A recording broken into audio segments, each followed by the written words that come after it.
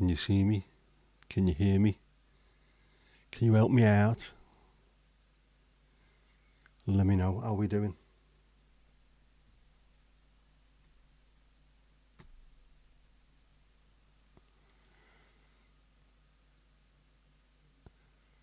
How's ting and ting?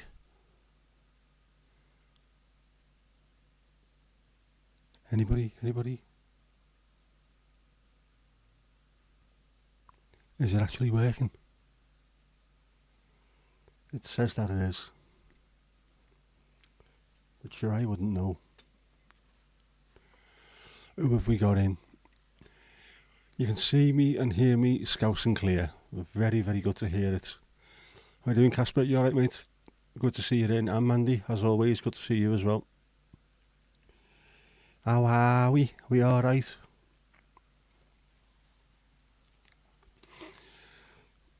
It's a cold day here today. I've been outside to put the car condom on. Make sure it's not frosty. But I've just got out the shower, so I'm still absolutely roasting, and I've got the window open. Let's just check.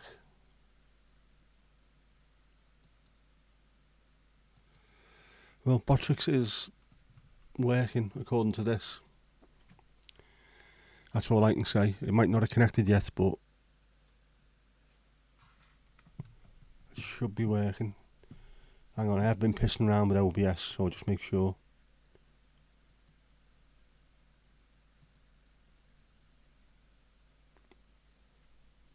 Come on, Bamanos.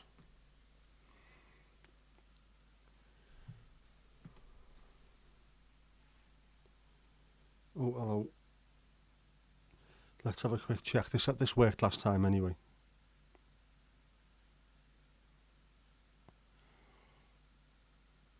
Ah, yeah. There you go. For some reason, the Twitch come through, but the YouTube hasn't. On the screen, here we go.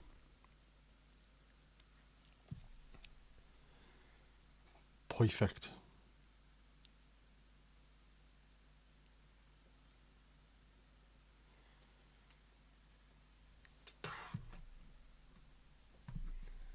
Wait, what's happening to it? Everything's going mad on me again.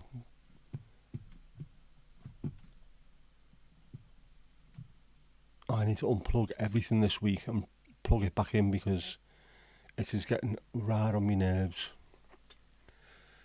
Yeah, the on-screen chat is now on there, but Botrix still hasn't said a word yet. Right, it's about 1 degree Celsius over in Denmark, but the chill factor hovers around -5 and 100% humidity. That sounds horrific. Horrible. So I'm not going to start moaning about what it's like here. Steve, you just met Jeff outside and saw him off. He's right, mate. That's what we need. Digs in the ribs. Dig Jeff in the ribs. Yeah, it's there now. Happy days. I have been pushing buttons. Not only have I been pushing buttons, I'm double bubbling. I've got my main stream deck and I've also got my old little stream deck there, so I might be double pushing buttons, double button pushing, I don't know. So expect all kinds of shenanigans to go off. Plus, when I was messing around yesterday, I've been arsing around with OBS, which is the broadcasting software that we use, trying to streamline things, and it was perfectly well. It was going superb, but the camera kept dropping out. So I've ordered new cables, and hopefully they will be working. They'll work better than this. That's why I need to unplug everything and plug it all back in, tidy everything up. Because, Mandy, you'll be losing your shit if you're seeing this in here. There's just cables everywhere. It is not good. In fact, anyone who's got OCD, don't look, you'd hate it.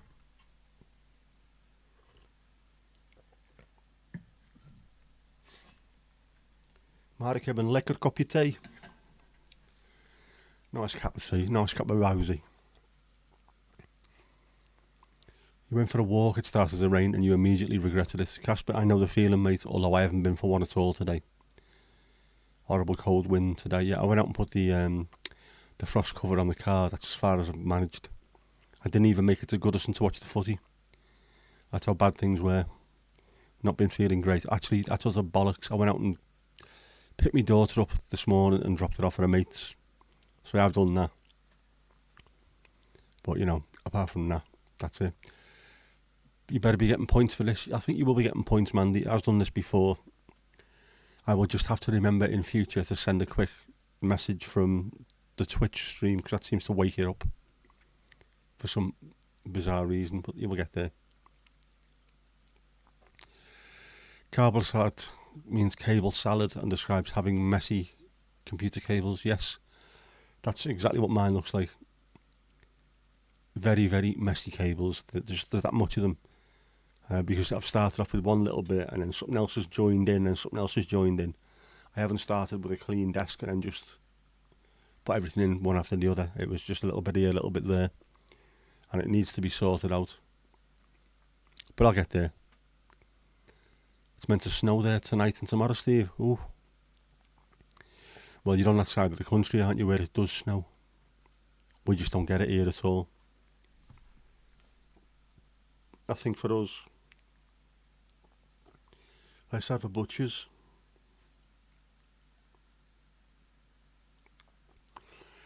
Well, overnight it's going to be 3 degrees.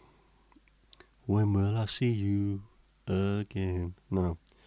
But tomorrow morning at 6 it drops to 2 and it's going to stay around 2 for the rest of the day. Marvellous. So I'll be picking my daughter up, it'll be bastard freezing. Just what I need. Got to take her back to college in the morning.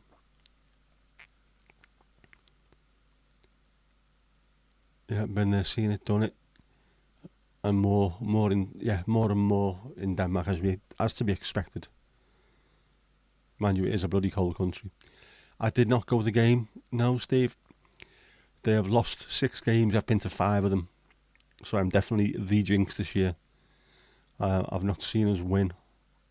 Not seen us draw. Not seen us pick up a point. I think we've seen us win. One score, 1 goal. It's ridiculous. Spaghetti junction of cabling. It is. And I've also got stuff that isn't even opened yet. Loads of it. I suppose if I sat there and thought about it, I could work it out. So it's a lot tidier. And I did buy some cable management wraparound stuff. About 10 metres of it, which should be enough to cover everything I've got in here. Which will then just make it look like elephants' trunks rather than individual cables, which might make it look a bit better. And less chance of tripping over anything. Does need a little bit of a rethink though. Because I'm right at the end of the room and I'm in a little hemmed in area.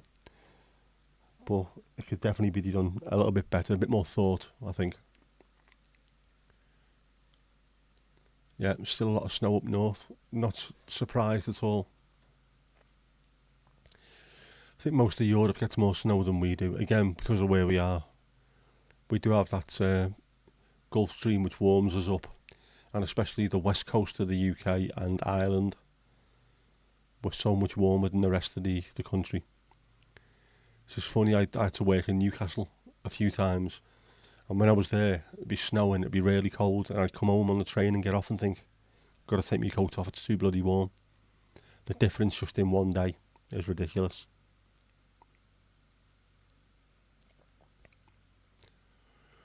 But blame the Pennines. The hot, wet air coming in off the Gulf Stream, meeting with the cold air, and it gets all the snow, and all of Yorkshire and the North East gets all our snow. As will obviously East Anglia gets it as well. I don't know, where does yours come from? Is it in the Peak District? Does that do it? Does that cause it? Send a pic, I'll tell you where to put stuff. Yes, I can imagine. Yeah. I'm not putting it there, Mandy, not a chance. I'm not rolling it up into a ball and shoving it anywhere. But I can sort it out. I need a couple of days off at some point. I have got the day off at the end of the month because my car needs a service and I need to take it in, so I might just use that day as cable day. and start from scratch. Actually plan it, get a piece of paper, pen, write down everything that needs to go here and there, and see if I can work out a plan of execution. But no one tells you this when you first start getting involved in making YouTube videos, that before too long you'll be sat with lights all over you, cameras everywhere and cables covering the entire room. It grows exponentially. Unless you're rich or you've got people working for you, where you can just say to them, right, go in there and sort that out for me. And they do. They do as they're told. But that ain't me. 5 degrees Celsius today, highest in a long time. It's not that you have cool summers, but the winters really drag the average down. Yeah. January day with 10 degrees Celsius is definitely not unusual in this country. So overall, the average is not too bad at all. I can imagine if you live somewhere where it does get really cold, which sounds horrible. Sweden, I've got friends in Sweden, and it's warmer there than it is in the UK during the summer. But when it's cold, it's bloody cold there. So that drags it down a lot. You think it's a cold country. Well, it is if you live there during the bloody winter. You normally get your snow in the wind, and whether it's coming from the north and east, from the polar regions, or blowing in from the Urals and things like that. If it's coming in from the southwest, it's carrying that hot weather, that hot watery Gulf Stream. And of course, most of ours comes off that Gulf Stream. Again, which is why Ireland is spectacularly green, because it rains a lot and we don't get too much snow.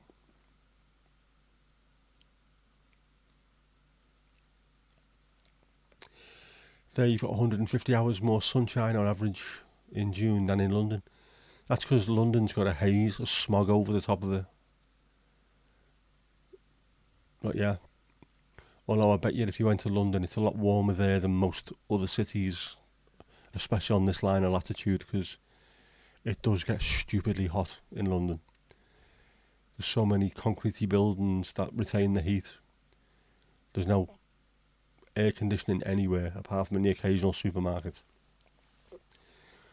Stupid. It gets really, really ridiculously hot. And on the underground as well, on the tube, that can get uncomfortably hot with the 6 billion people who are on there every day.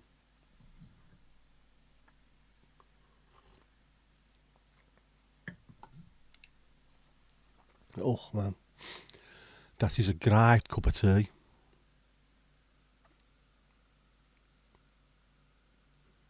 It is mad. Europe is a crazy place anyway. Considering I know it's a big continent, but it's not like stupidly massive. But the range in temperatures, the range in weathers that you can get from one place to another within not even a huge amount of travel, it's stupid. I mean, leave the UK and go 2 hours north, and it is below freezing 700 days of the year. Go 2 hours south and you will melt because it's stupidly hot. It's cray in a good way. I like that. I like that about Europe. It's a bit like the US. The reason why they don't go anywhere is because they don't need to. Well, you could say the same about Europe, but we do go somewhere because it's easy to get to. So yeah, we get the extra cultures that they don't get over there. But you know, if you've got everything on your doorstep, I suppose it takes a lot for you to actually get off, move away from the place and go and see somewhere else. Which I'm hoping, once Spencer comes home and sees his friends, he will then start saying, never mind what you see on the TV, go and see it for yourself. The place is fantastic. Hello, bot, says Mandy, and then levels up immediately to 18. You crawling get. Saf, greetings and salutations to yourself. How you doing, bud? You alright? Yay, you. Yes, yay, you, Mandy. Cried that one in after whinging about it last week. But fair play. I mean, you are here all the time. Mandy Whoop, yeah. Mandy Whoop sounds like a good alias, doesn't it? I wonder if I could sign on using that name. And Peekaboo from Staff as well over on Twitch. With my 7 million viewers over there. Hello to the whole of Twitch. Hope you're enjoying it. Did anyone guess the colour of the hat today, by the way? I thought I'd try and be as colour coordinated as possible. So, a bit of blue to go with a bit of blue.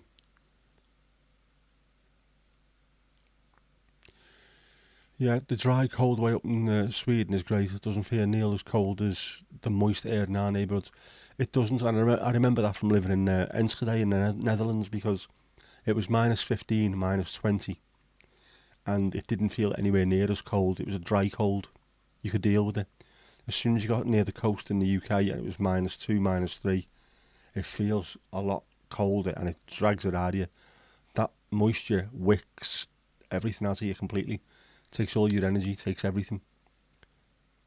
Yak, yak, yak. Feed the yak and he will score. I loved you, Kubu. Defo hardware. The hand exercises, they not doing too bad. I did me messing around with me bottles of water the other day. I'm going to do some hand washing tomorrow probably. What else did I do? I've done something else as well, I can't think now. Using my left hand a lot more. Trying to use my left hand a hell of a lot more. Mandy, you were hoping for leather, were you? Not happening, not happening. Hang on. Haven't turned the light off again, have I? Doesn't make a huge difference, but feels better for me anyway. Yes, very nice blue hoodie. I love the colour, obviously.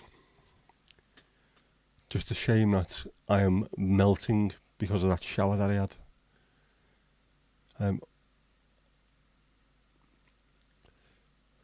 Rodriguez, yes, very good. I've not managed to find that that Searching for the Sugar Man. That used to be advertised on Netflix and Amazon Prime all the time. I never got round to watching it. And then as soon as I want to watch it, because you've suggested it, it's not on any of them at all. But it will come back on there at some point, so I'll keep on looking out for that. I've got it on my watch list. As soon as it pops up, I'll watch that. I like it. It's my kind of stuff, that. I like a bit of everything. But that's, yeah, definitely superb. My kind of gear. I had it on in the car the other night when I went to pick Jess up. And then had to change it for the Smiths, because that's what we're into at the moment, me and her. So, you know, I can't say no, can I? I did not get it off Jeff. Jeff is an absolute minge bag. Wouldn't give you anything. Unless it was some kind of disease. That's the only thing he'll give you free of charge.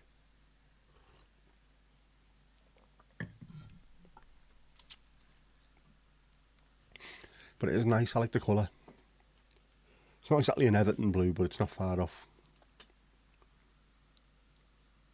And I bought another one as well, a black one.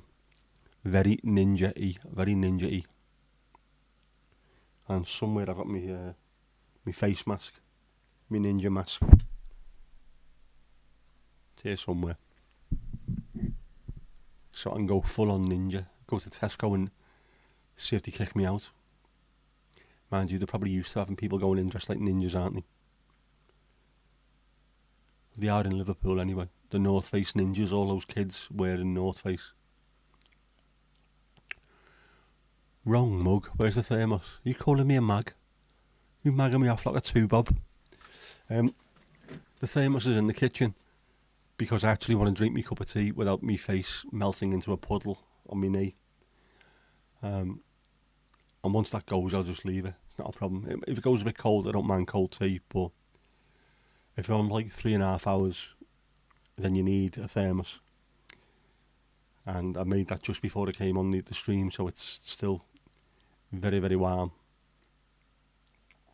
But the thermos. If the thermos people are watching, I heartily recommend your products. That one in particular. I took my dad to the hospital on Monday, and I took one with me. And I didn't need to be honest, because he was in there and out within about 20 minutes. It was mad. But my dad, he doesn't have to have the district nurses coming out anymore to mainline him his antibiotics. So hopefully he'll be back to his normal self. A couple more weeks, especially off the antibiotics. He should be getting his energy back rather than being knackered all the time. Gingers crossed. Yes, just starting to wonder as the song goes, what lion is in a jungle and sleeps at night? They don't, do they? They don't, oh, do they? Don't. If I go full on ninja, you wouldn't be able to see me. I have got ninja socks on, by the way. They're not black either, which is a bit weird. It's from a TV show. Naruto Shippuden. I've got them on. They are fantastic.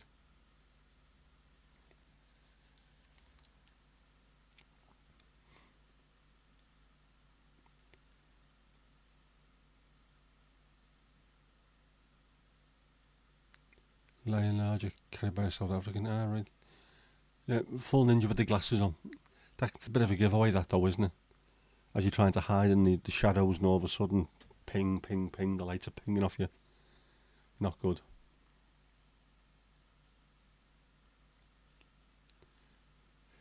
Do all ninjas, did they have laser eye surgery? Is that what happens to them? They must do something. Otherwise, the owl ninjas, the proper owl fellas, they wouldn't be able to see a thing. They'd be bouncing around with Coke bottle tops, being seen by all and sundry. Yeah, he is starting to get back to normal slightly. He's eating better. We're not eating better, he's eating more. He wasn't eating much at all. He was on meal replacement drinks and things to make sure he was getting what he needed because he wasn't in any kind of mood to eat. But he's definitely eating more. He's been out for a drive today, keep his car moving. So with a bit of luck, the antibiotics really take it out of you. Apparently, the nurses were saying that it can just drag all the energy away from you. So when you're feeling bad anyway and you're on that, it's just you've got nothing at all. You can't get up and go. You just going to the bathroom takes it all out of you. So hopefully now he's off them, give it a week or so to get out of his system, then he should be a little bit more energetic, get out in his car a bit more often, get himself back to normal. It's good to see. He definitely looks better as well, much better. And with any luck, no more health problems for any of us because I'm sick and tired of it.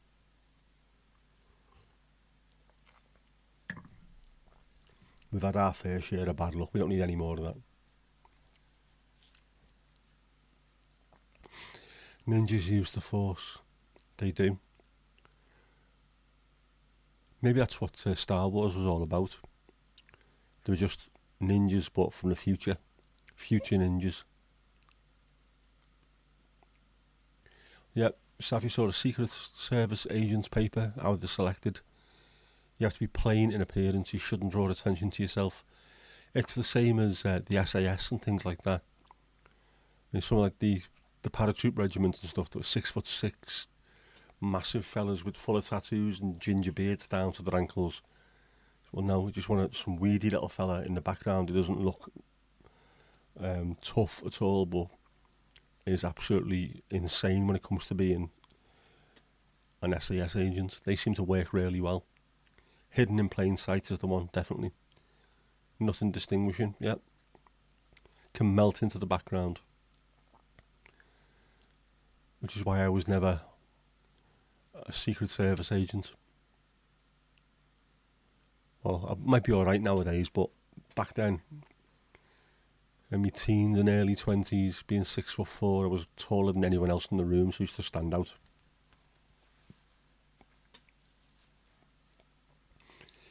Star Wars was set in the past. It wasn't a galaxy far away, long time ago, yeah. So, did the ninjas steal the shit from them? Is Darth Vader the head ninja? Darth Ninja?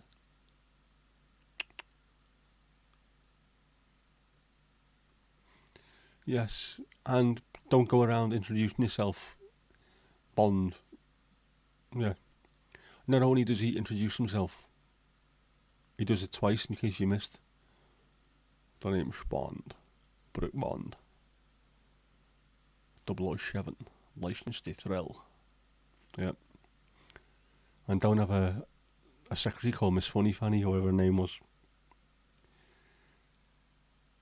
Daft Ninja. There you go. If I ever start up a third channel or ninth channel, wherever it is, I'll have to call it Daft Ninja.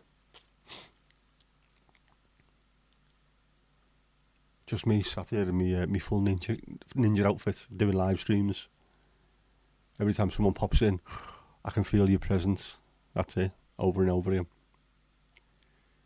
Casper, never seen Star Wars. You tried, but nah. It's a great film, but it's one of those, the original one, the very, very first film, which is the fourth film, because nerds. The first film was absolutely fantastic, but you have to remember it is a film made for children, and there's too many adults who don't really understand that it is a kids' film, a morality play for children. If you see it like that and just take it for what it is, it's not too bad at all. Ah, yes, Saf, have you picked a name yet? Have you decided? Have you narrowed it down? Have you got a few more options? How are we getting on?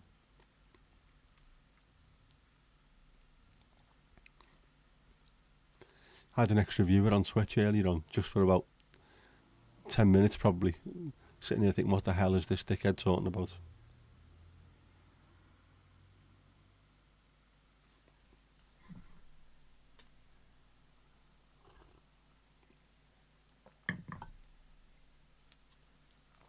We're just chilling, man. I know that's not the done thing on Twitch, is it? Chilling. You need to have all whistles and bells and things exploding on the screen for the people with the attention deficit issues. As that appears to be everybody on Twitch. That's why I like YouTube. I prefer YouTube streaming because it's a bit more chilled. Star Wars is Harry Potter with laser swords, pretty much. And if you have a look, there's I actually think there's YouTube videos about how close the plot is. Harry Potter's pretty much just ripped off the plot of Star Wars. Yeah, very interesting. But, you know, it's worked. Jeez, has it worked? And Joanne is now absolutely minted. Just shows you. You don't need to work hard, work smart.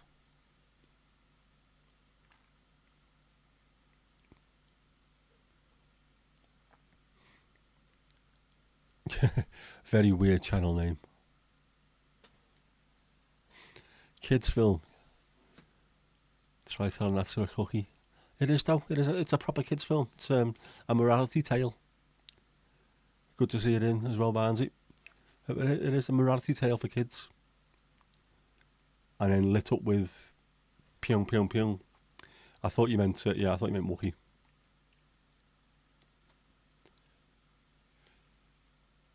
Went to a restaurant on Tatooine. I had Wookie steaks. What would they like? Oh, they're a little chewy. Terrible, terrible joke. There you go. The last guillotine execution was later than the release of Star Wars. Jeez, that is ridiculous. Seriously. Mad. Absolutely crazy. 1977. Was 77, wasn't it? So that came out at the same time there was Punk out. Just mad thing, fam. Starfish Wars, there you go. Yeah, it is a film for kids. George Lucas has said so himself, yeah. Who else said it? Another actor said it. And he pointed it out step by step. It's like, oh man. I'll have to find out who it was and see if I can put a link somewhere, because I watched it and thought, man, you have really dragged yourself in the shit here, because the Star Wars fraternity won't be happy with you. Boom, boom, yeah. Dad joke alert. Didn't even think it was worth a dad joke, that. Otherwise, it is obviously shamelessly stolen. It was your first movie you watched at the cinema, Steve. As first movies go, that's going to be up there, because it was, at the time, it was absolutely amazing. The special effects, the noise, the rumbles, it must have been amazing in the cinema. Seeing the other stuff that was around at the time, that was literally like it was from the future and from the past at the same time, obviously. Not a bad start, that one. I think we've had this before, haven't we? On here.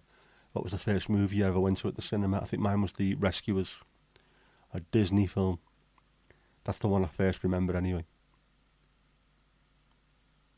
Not quite the same as going to watch Star Wars. One of my best experiences in the cinema now, going back to 2017. I can't remember. Wasn't that long ago anyway, but went to see a friend in London and we ended up walking all around London for an entire weekend. And one of the days went into a cinema in somewhere in the West End, this little sort of backstreet cinema, really amazing looking thing, and watched the original Wonder Woman, the Gal Gadot film. And it was one of those cinemas where you could lie down and sat there having a drink and what have you. It was absolutely incredible. So much so, and I was knackered that I almost fell asleep through it. But as an experience, it was fantastic. Superb, wonderful cinema, just hidden in the middle of the West End somewhere, just down the road from Soho. So it wasn't a Soho theatre, before anyone says anything. But lovely place. Sat out on the balcony upstairs, looking out over London, having a beer. Back when I could have beer.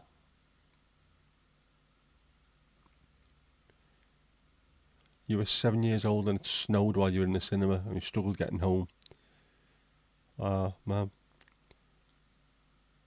Even that, I bet you that goes to make it like a proper experience. Because you can obviously remember it. But just coming out and suddenly the world looking completely different. I like that. You read the first Harry Potter in '98 and the second the year after, so you kind of grew up with it. Yeah, of course, older than you, so for me, Harry Potter was something that was brought out when I was a fully fledged adult, whereas Star Wars was just sort of there. I was 4 when it came out, and I remember all the hype around it, but you can't remember much before being 4, so it's sort of always been there, Star Wars. It's always something. And then, over the years, it's always been shown on TV. So you end up with it. It's being part of the collective consciousness of Brits, especially, of that era. There's a great documentary about it. How it was made in the UK. How the people on the special effects teams making the lightsabers and making costumes out of stuff they had hanging around. It was just incredible.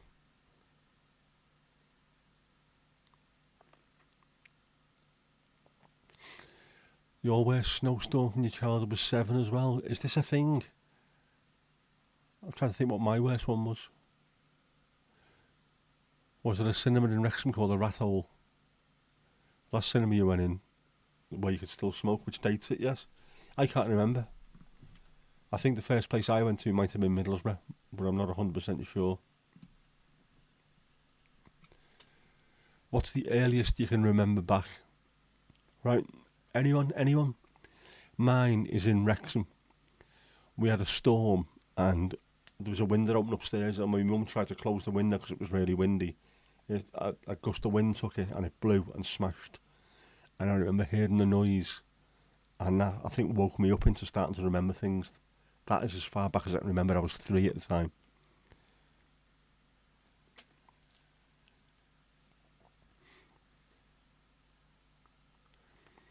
Saf, your eldest brother, worked for a charity working with underprivileged kids.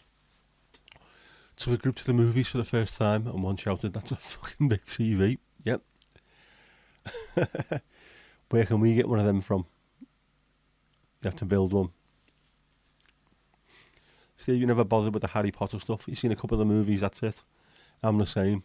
And for the same reason, try and explain this to people who are obsessed with the stuff and adults who are obsessed with the stuff. People are coming to work with slithering bags over the shoulders and things, and Harry Potter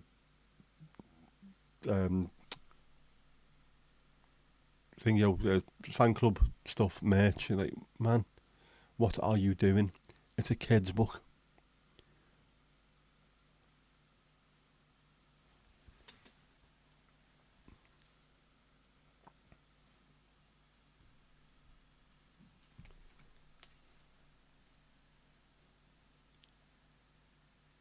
Never saw any of the Lord of the Rings movies. Me neither.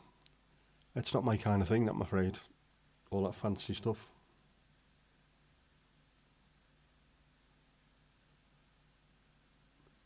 Hang on.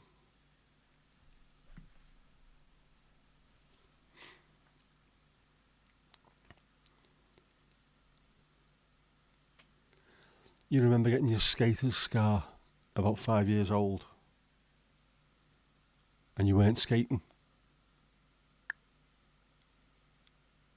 That's normally what happens, isn't it, with kids?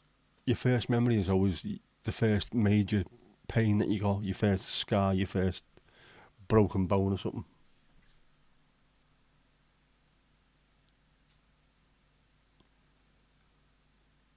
Sorry, child messaging. Yeah, I never saw any of the Lord of the Rings. I never read any of the Lord of the Rings either. Just all the stuff I was reading when I was younger, it was nothing was kid oriented for some strange reason.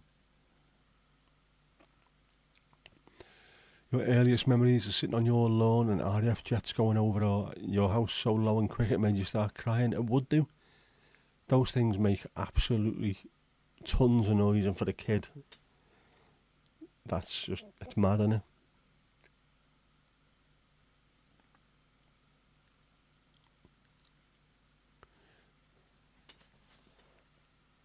Casper, your memory's crazy. So's your mother and sisters. You remember stuff from before the age of 1? What? That is weird. Very strange. I wonder how it works. There must be something. The brain is obviously capable of holding memories that could be unpicked. Maybe you're just one of those that can do it. I know I can't. Yeah, a lot of people's first memories are traumatic because they're the ones that stick in your mind, don't they? You don't think of someone handing you, I don't know, an ice cream or something, but by the hell, you remember your first broken limb or your first visit to the doctors when you're in pain. So if your earliest memory was remembering your parents buying you skates at a store you later managed, did you end up with a scar as a result? A skater scar? You reckon you were 2 or 3, Steve, and you lived about 8 miles away from RF Coltasol, and all the time the lightning was stationed. The lightning? Jeez. That must have made a bit of noise. Man.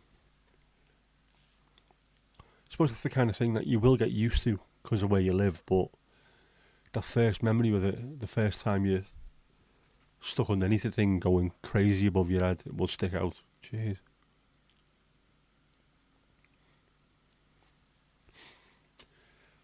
Yeah, my first memories are in Wrexham. There was that one. There was also falling over and banging my head and ended up with a big lump on it. Or a big coggy, as they're known in Liverpool. Got a big coggy on his head. Beyond that, I can't remember. But from the age of 4 onwards, I remember going to school in Wrexham, in Boris Park, and Mrs. Wilson was the name of the teacher.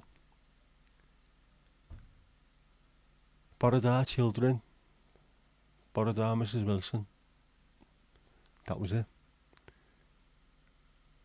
I'd struggle if I had to go to Wrexham now. I wouldn't know how to get there by car because I was only a kid whenever we were driving back and forth. I wouldn't know where we lived. I wouldn't know how to get there.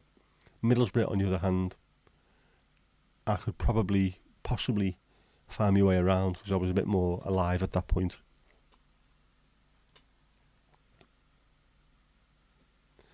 You also remember going into the CBD with mum and your siblings, meeting up with Dad during his lunchtime, and if you were behaved, he'd buy you sweetie pies. Very nice. I don't know what the central business district is like in Cape Town, but it seems to be a lot more grown up than anywhere else in most towns. Taller buildings, people wandering around in suits. Like in Liverpool, I work in the central business district now. And when I get off the train, it's not like it used to look, but you can still tell this is where business happens. Whereas if you get off at Central rather than Moorfields, it's a lot more. This is a shopping area, and you can tell the difference. Huge, huge difference. You remember your first day of school, Steve? Was it traumatic, or did you enjoy school? I know I just laughed constantly for pretty much all of my school days. Well, not all of them, because I had to move quite a lot, but yeah, I learned to become, or pretend to be more confident than I actually was. But secondary school, especially in Liverpool, I did nothing but laugh. It was absolutely superb. I loved it. Yeah, Barnesy, what's your earliest memory? Let us know. Casper, at age 4, your younger sister fell from the stroller onto the marble floor. Oh, man. By not being secured by a 13-year-old nanny and wasn't supposed to be there in the first place. Yes, that sounds traumatic just listening to it now in my head. Ugh. The only time they ever used her. No shit, Sherlock. Yeah. They're all a bit vague, Hardy Barnesy. Yep. That happens with some people, though. Some people have got absolutely pin-sharp memories when it comes to all kinds of stuff, and then others they all seem to melt into another until you reach a certain age, and then all of a sudden you can remember everything as if it was yesterday. Yeah, you went by bus. It is exactly like that, isn't it, Saf? It's just because my uncle used to work just around the corner from where I work now, and I remember it was that part of town that we never used to go into, but I'd have to go in there with him when he's picking up tickets to go and watch Everton and stuff like that. And then all of a sudden, it's like this seems like a different town completely, not just a different part of town, a completely different town. But it's not, and it's where I work now. And it's only round the corner really, but it's just cross one road, and then you're into a completely different area. And I could never get used to it until I started working there during the early 2000s.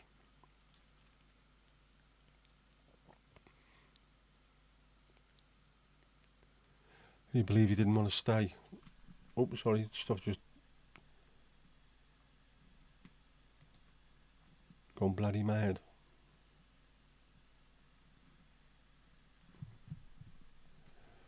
Like most things in life, the things you worry about the most turn out to be some of your best moments. Absolutely right, Steve. Yep.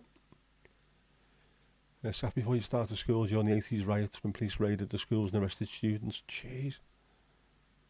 Kids had run to your house and your mum hid them in the attic.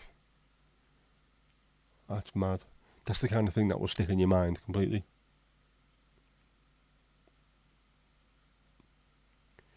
Your mum managed to take a 2-hour outing and this girl managed to fuck up in that time, just in 2 hours. She's had spleen problems ever since. It's horrible. Mad.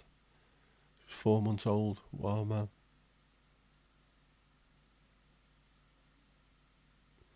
Yeah, like that time you went to a zoo and a giraffe nicked your ice cream. Yep. I remember all that kind of stuff. They're the kind of things that stick in your mind. There's a picture of me somewhere when I was in Wrexham. They had little monkeys in pyjamas. That were in the marketplace. I don't know if there was a zoo on, or a travelling zoo or a circus or something. But these people were there with these little monkeys, and my mum always tells me this story. I tried to give this monkey a sweet or something, and then it bit me. And I shouted out, "Mum, you bite my finger." And that apparently was hilarious. I don't think it's hilarious to a kid of 3 or 4 who's crying. But there's a picture of me with this monkey. I don't know which one's which, to be honest with you. But there you go. Giraffes nicking ice creams, yeah. Bit by a horse as well. Trying to give it an apple and done it like that instead of putting your hand flat so it can munch it off. Learn all these things too late.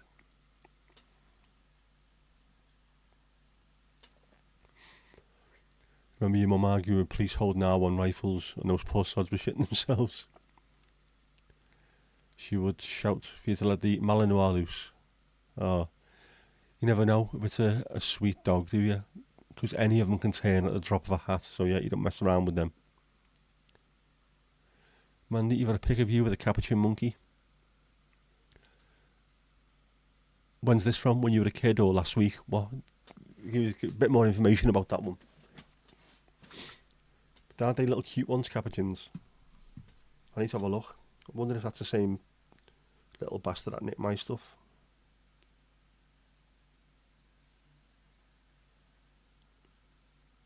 Ooh, yeah. It might have been one of them, actually. Yeah, with a little... it looked very much like... I don't know. Rod Stewart haircut.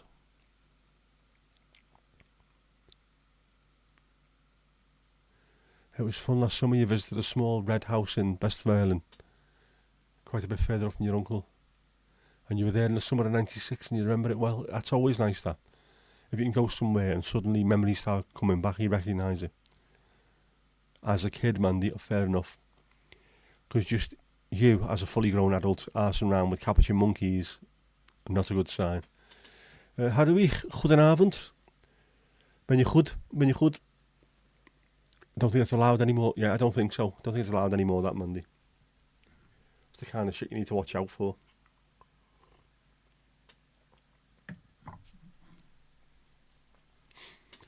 It's funny trying to tell kids as well about some of the things that we did as kids that they wouldn't be allowed to do nowadays.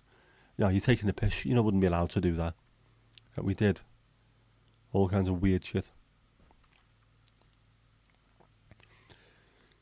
Your mum's got a picture of you, Steve, when you were about 3, coming out your granddad's pea rows with fists full of pea pods. Oh man, that's fantastic, I love that. My granddad used to have an allotment just over the road from where he lived. I used to go and help him out on there occasionally when I was about, 12, 13. And he used to have pea pods as well. He used to nick loads of them, take them home and just eat them on the way.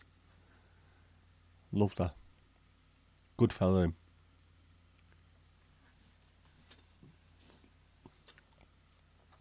Oh, how was the massage? Yeah. Alles goed, zeker. Nice to hear it. Deep tissue massage, those are the best, yes. I could do with one of them myself at the moment. On my stroke leg, because it's been weird all day. I'd like it to stop being weird, if that would be at all possible. If there's anyone up there who's listening. Not that I believe in you up there, but there you go. Stop making me leg feel weird.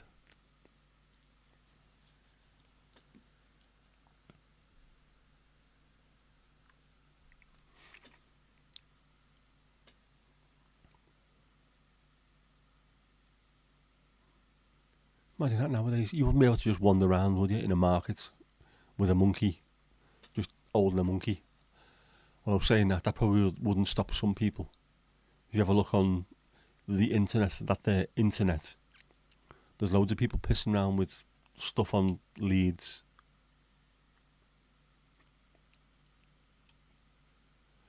Your friend Shane had a pool, and during summer you go swimming there. Jump off the carport roof into the pool. Again, nowadays it would be a health and safety nightmare, and you do see videos of people trying to do that as well, and you end up causing irrevocable difficulties and hurting themselves. But yeah, you do anything back then.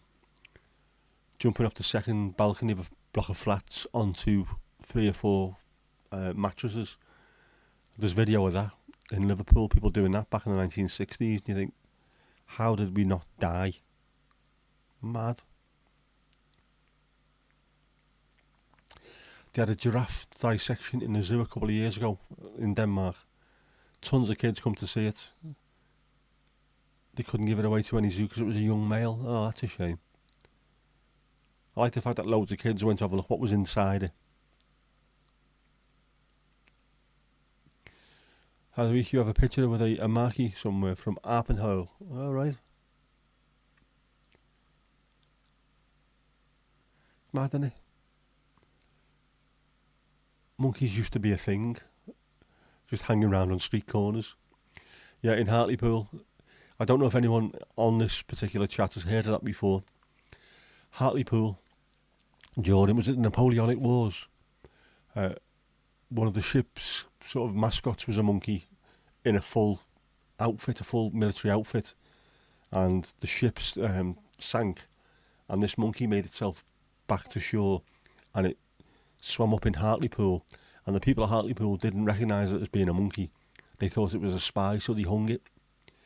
So now people from Hartlepool are called the Monkey Hangers, and Hartlepool Football Club, their sort of unofficial nickname is the Monkey Hangers. So Hartlepool, that's what they're famous for, nothing else, just being monkey hangers.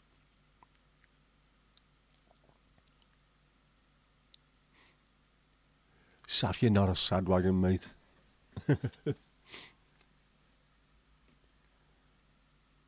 Yeah, friendship, mad, innit? Some of the things that you try and tell people, no, I don't believe you. Well, have a look, it's actually, there's newspapers from the time, there's all kinds of stuff. It was, friendship. Oh, poor little monkey. Little hat on. Full outfit. Hanging by its neck. They must have had to handcuff it, tie its hands together or something, because otherwise it'll be up that rope and away. You know what the French are like. Sorry, you know what monkeys are like. Oh, man.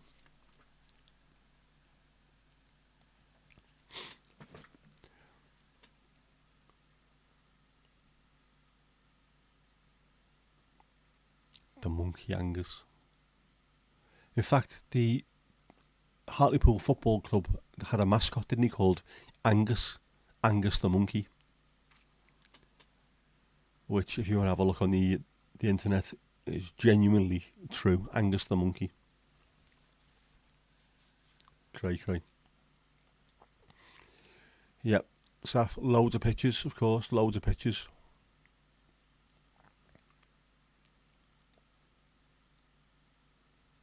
We like loads of pictures.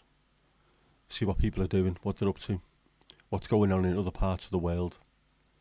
It's a nice little window onto the world for us.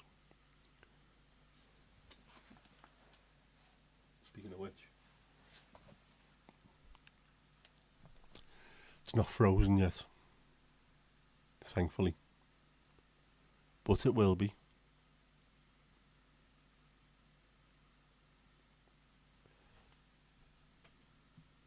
Rather than let it go too late, what do you reckon?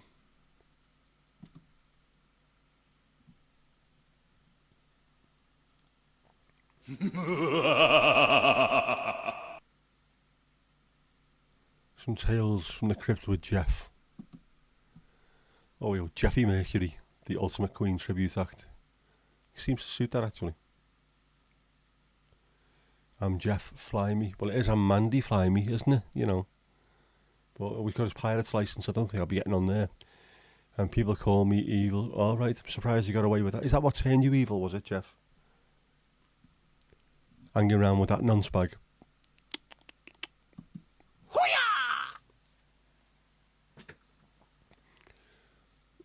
Japan had a train station that was going to close down because people didn't travel the route. So a stray cat became the station master, and people travelled just to see him and greeted them. The station had so much traffic that it stayed open for 15 more years because of the cat. Ah, that's lovely. Liverpool South Parkway used to have a stray cat, which died, I think it was last year. But same thing for years. Anyone that was travelling through the station would go and get the picture taken with the cat, would feed it treats and everything, and it become a mascot for the train station. They had sort of legally adopted it. Boss that. In the words of Lenny McLean, the governor in Lockstock, I hate them Novan monkeys. I hate them soft sudden fairies. Yeah. That's the best part about that. Knowing you've got J.K. Abraham and Victor Maguire, soft sudden fairies, and it's Lenny McLean, the gypsy king, king of the bare knuckle fighting. Oh, man. Tough man, him. And a remarkably convincing actor. What's my motivation? Just pretend that you want to kill him. Oh, I can do that, no problem, I can do that. Jeffy Mercury, yeah, it suits him that, doesn't it?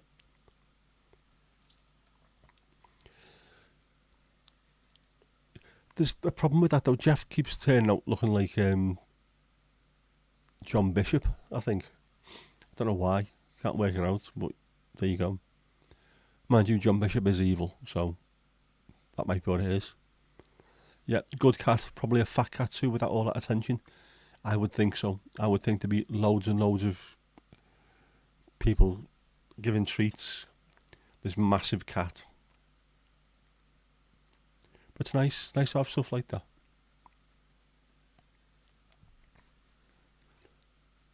Oh, I didn't do the dad joke warning, I know. It's there waiting to go on me second stream deck as well. Your supermarket in Eindhoven back in the day had a cat that was laying in unexpected places through the store. There's a Twitter account called Bodega Cats, which is all about that. And it's anytime anyone goes anywhere in the world and there's a cat just sitting there in the middle of a shop in hidden places, they take pictures of it and stick it on the account. It's fantastic. They do seem chills, don't they?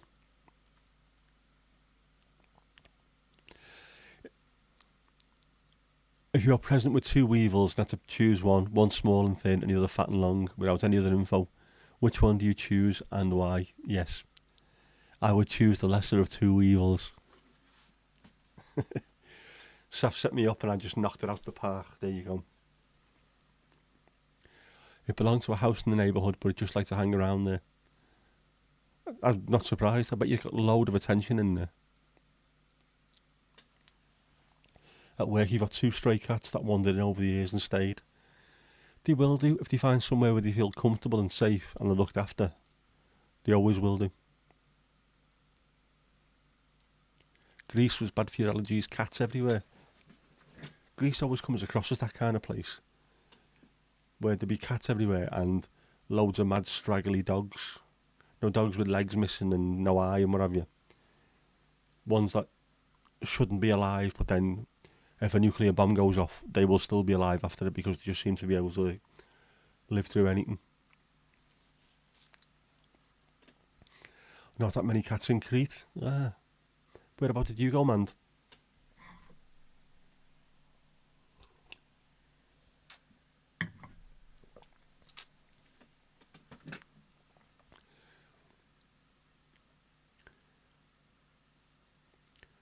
In Istanbul, there are hundreds of stray cats, but the cats are cared for medically and fed daily. Oh, that's nice to see.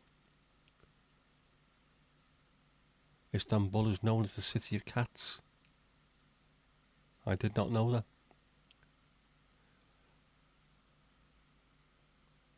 Mostly loads of tourists in Greece, there isn't. You were in Rhodes, not Crete.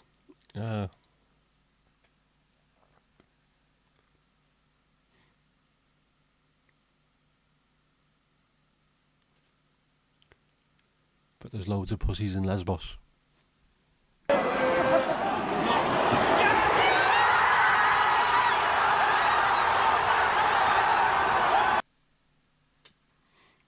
He shot, he scored.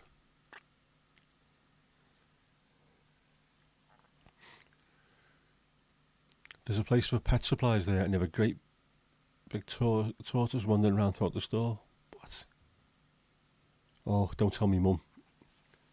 My mum hates tortoises and turtles. She hates them, absolutely hates them. The skin on their neck and all that. Ugh.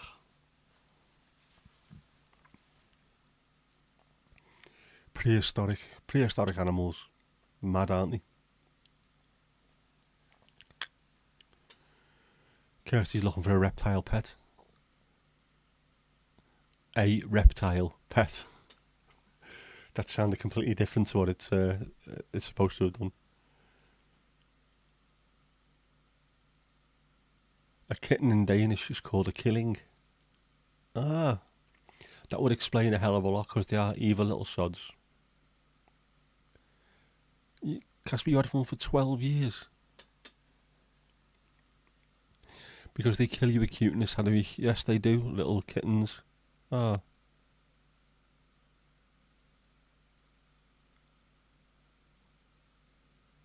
Must admit, there's not many things that are cuter than a little kitten.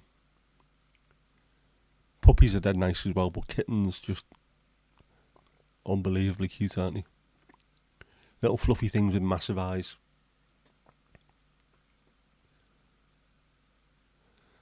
They have a park staff where all the stray dogs come to be fed daily. Each has got a tag on its ear. They don't bother anyone and wait till their turn to be fed. I'm not surprised it blew your mind. Isn't that fantastic? Just look after the animals. It's not their fault. Someone's probably got them, bought them as a pet and can't deal with them and just chucked them out on the street. I think we should all look after each other. Nope, said it completely right, had we? Casper had a yellow terrapin. Have you seen the doctor about that? Have you tried putting it in natural yoghurt? That'll cure it for you. Kirsty could take Boris Johnson. He is definitely a snake. Absolutely. But she'd spend all the time tidying up after his shit. How anyone voted for that knob, I never know. Looks like a hedge has been dragged through a man backwards.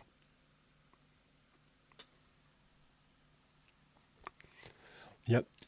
Very well organised. Are they spayed? You'd think so, wouldn't you? Just to make sure that it doesn't go out of hand, but look after them. Treat them well. And don't allow them to breed like rabbits. It's that you're not having it a kitten's cuter than a puppy. It's all down to taste, I think. And by that I mean what you prefer, not which one tastes nicer. But some puppies are absolutely amazing. But kittens just seem to have that thing where their eyes are huge and then they've got big fluffy manes on them. Little tiny things. Although, we've got a friend who lives in Rotterdam who had she bought a sausage dog. A dachshund. Bought one of them as a puppy, and I've never seen a better looking dog in my life. It was just the cutest looking thing. Little tiny, about that high off the ground and about sort of that long. It was mad.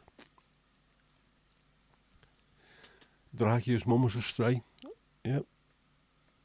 As long as they're healthy and happy. Doesn't matter where they come from really, doesn't it? It's the Turkish version of the SPCA that takes care of them. As they should. It's a draw. Yeah, I suppose it is, isn't it? Some little kittens and some little puppies are just stupidly cute.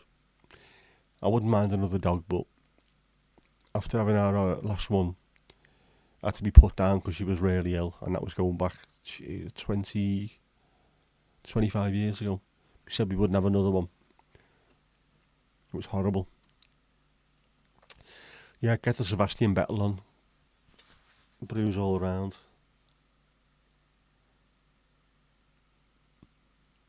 See, he's asking people to put the kettle on. Or demanding they put the kettle on. He wouldn't do it himself, would he? Obviously.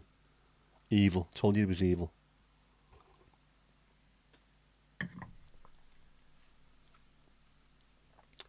Coffee for Mandy. Speaking of coffee, if you're in the UK, Charcoal Coffee Company, my good mate Adam, does some fantastic stuff. Jeff, stop pushing buttons, you half-wit. But yeah, coffee this time of night. You'll be up all night, it's not good for you. Unless you're having decaf, and then what's the point in decaf?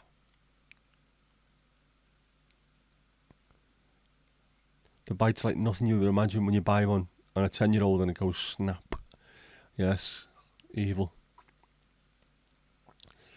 Your kettle broke yesterday and you had to make tea in a pan. We've all been there. I think all Brits have been there. Terrible news. You can't go without a kettle for more than 2 or 3 days. I still haven't bought a gas one yet. The one that you put on the hob. We need to make sure that if the electric goes off again like it did last year, there's always a brew.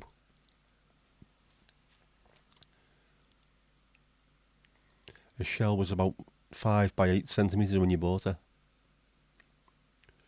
It's mad, isn't it, the shell as well? It's not like an armoured tank, it's part of the actual body. Saf, of course you can have some iced tea, mate. It's still 23 Celsius there. Of course you can. I mean, it's only 1 degree Celsius here, so it might be frozen tea by the time I make it for you. But yeah, Jeff, you make it. Frozen tea on. You're on that second month of that situation. Casper, go and get yourself another kettle, man. Again, I don't know why Americans don't buy kettles. I know some of them do, and it must be gaining traction there because you see it on TikTok all the time. People are suddenly into British culture. They make their first cup of tea with a kettle and go, wow, that tastes fantastic. Or, it doesn't taste of warm water, it tastes of actually boiling hot water. Yeah, Sam, go and buy one. You can have them in the house. It's no big deal. What species was it, Casper? A red cheek turtle or a yellow cheek? Didn't even know there was a difference, a red and a yellow.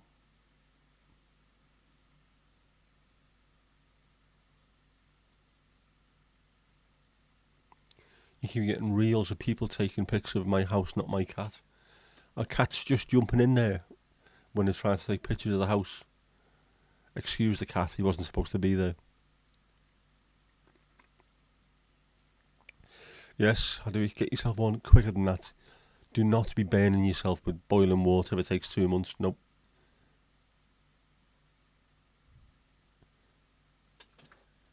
Get one as soon as you can, Casper. Make sure you get one as soon as you can. Definitely. Yellow. How do we, the people that make cups of coffee and tea at home, either they have a percolator where they'll make coffee, but a lot of them boil the water in the microwave, which doesn't actually boil it, it just makes it really hot, which is stupidly dangerous. If you're making a cup of tea, it has to be boiling water. The water has to go to 100 degrees Celsius and then off you go. Microwaving it, it's absolutely bizarre. And yet if they don't get a coffee from a Starbucks or somewhere, the machines boil the water first. Yes, they make their coffee or tea in the magnetron. Well, the coffee is always in a percolator, isn't it? Which I think that boils it as well. If everything else that you drink is boiled, why would you not go and get a kettle to boil your water for your cup of tea? And while you're at it, take the fucking tea bag out of the cup when you've made it. You're supposed to let it go in there until it's the right taste and then take the bastard thing out. Don't leave it in constantly. It'll stew it. And anyone who had a nan in the UK in the 70s and 80s, you've stewed the tea. You stewed the tea. You can't stew your tea, otherwise you get kicked out the house and never allowed to come back.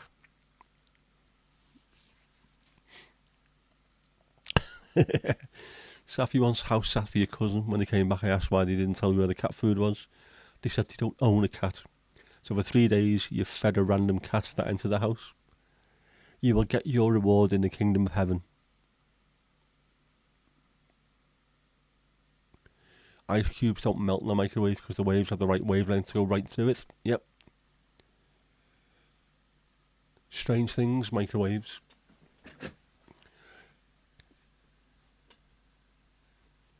Found out, of course, during the Second World War, wasn't it? When they were on the south coast, Eddie Izzard discovered microwaves.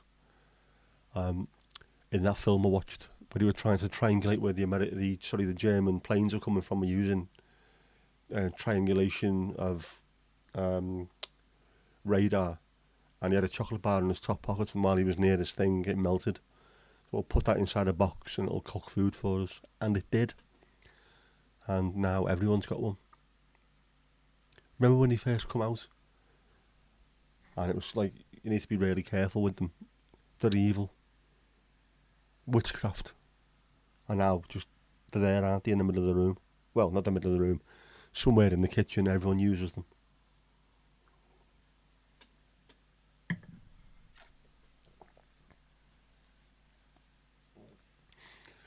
That only happened yesterday. You've got a standard old filter coffee machine. Ah, well. Get one when you need to. That's the whole thing. But if you're making cups of tea or coffee that need to be boiling water and you're not doing it in a machine, get a kettle.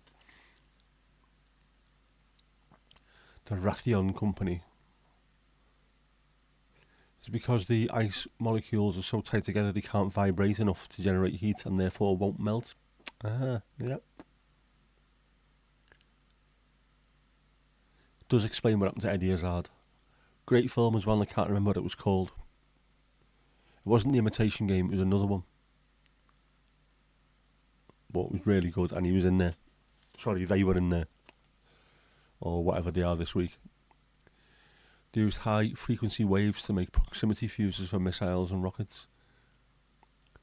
There's all kinds of mad stuff. How do people come up with these things? Like I say, obviously with the microwave, it was done because of radar trying to triangulate where planes are coming from. So that's, as a side effect, we ended up with a microwave. But how do people come up with these things? They must be wired slightly different to think completely laterally. A lot of people can sit there and think, we've got this problem. I can then think of a way around this problem. These people are coming up with solutions to problems that we don't have in the first place. How do they do it? You burnt yourself yesterday. Get a kettle. Yep. Definitely time for a decent kettle. We had a problem with the electric here. We're going back last year sometime. And it went off for, I don't know how long it was, probably 8 or 9 hours or something stupid. Until me sister's boyfriend could turn up and at least put it back on for us. And we didn't have a kettle. We had a gas hob so we could cook. But the oven is electric. So we could have had a gas kettle, could have had just a kettle that you put on the heat. And we didn't. So I need to buy one of them and just keep it in the house somewhere because it can be cold. And as long as you've got a kettle, you're alright. How do you sprained your ankle during the hike this morning? How'd you manage that? Sounds like it was an eventful hike. Jeez. Everything is electromagnetic waves, from radio waves to gamma waves. Visible light is a very narrow band of it. It certainly is. From the ultraviolet to the infrared and everything in between. And waves are everything as well, isn't it? Music's waves. It's all about waves. Mountain Dew was first made as an antiseptic, then tested as a mouthwash and finally became a soda. Eek. Mad, isn't it? Your walking friend is a local ranger. You've got to call that a cyclist in the forest had an accident. Oof. Mountain Dew is also a word for moonshine. Ah, is that where that comes from? I did not know that. Yeah, not the best of luck there, have you? You broke some bones, you think? You stayed with him until the ambulance came. That's nice then. At least if you could be there for him, because obviously if something bad like that happens to you, you don't want to be left on your own. At least if someone's there keeping you company, it's not as bad. It ain't so bad.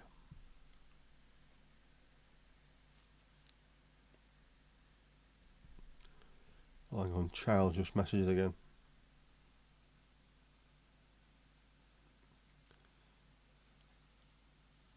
Still calling me bro for some reason. Alright, bro.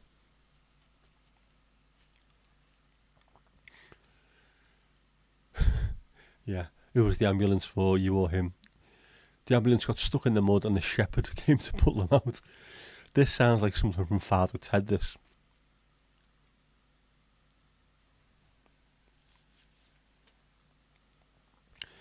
We see the nanometer waves and the microwaves are in the 5 to 15 centimetre range, and the range is up from the waves top and down and up again to the top.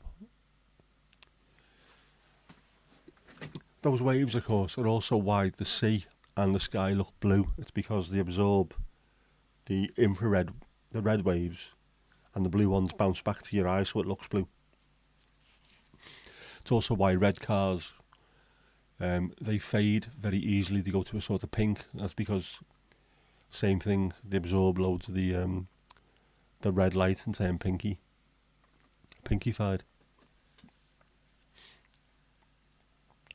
Cyclists can be very annoying.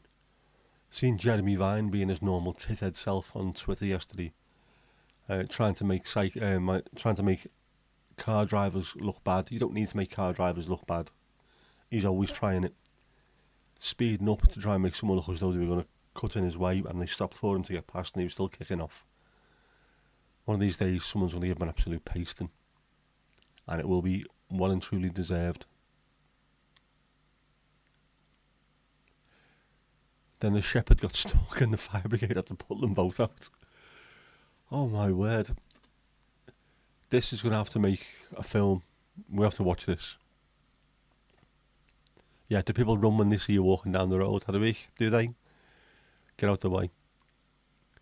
A sunset on Mars is actually light blue. It looks amazing. Due to the atmosphere. Yeah. Our sunsets are red. It all depends, of course, on... It's all down to wavelength. What's absorbed, what reflects.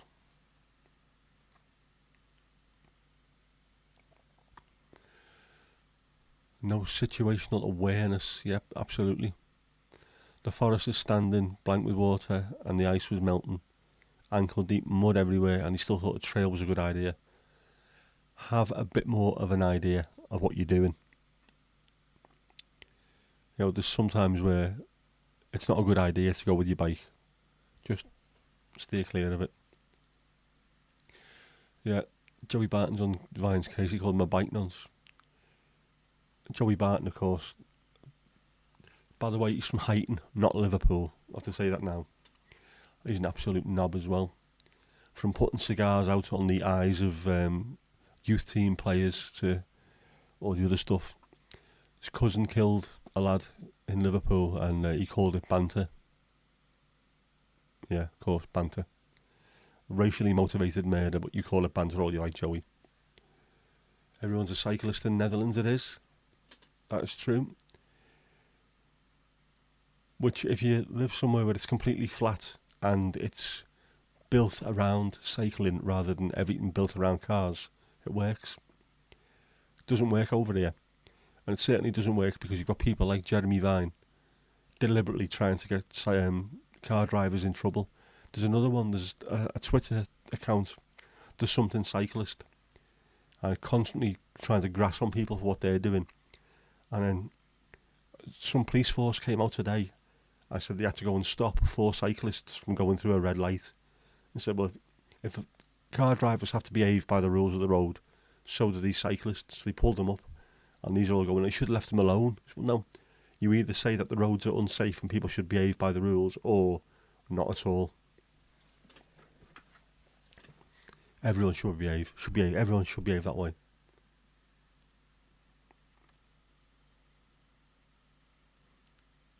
Yeah, Mr. Bean on cracking the shy meets Scandi drama.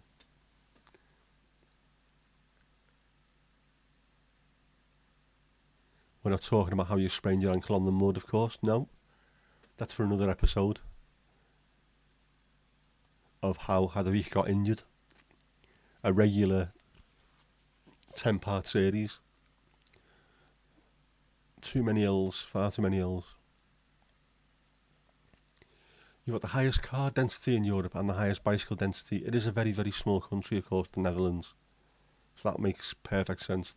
Bike density, definitely. It's like nothing else anywhere I've ever seen. But I even as a kid, I was 9 when I moved there and 12 when we moved back home. I never felt uncomfortable cycling because there was always proper cycle lanes everywhere.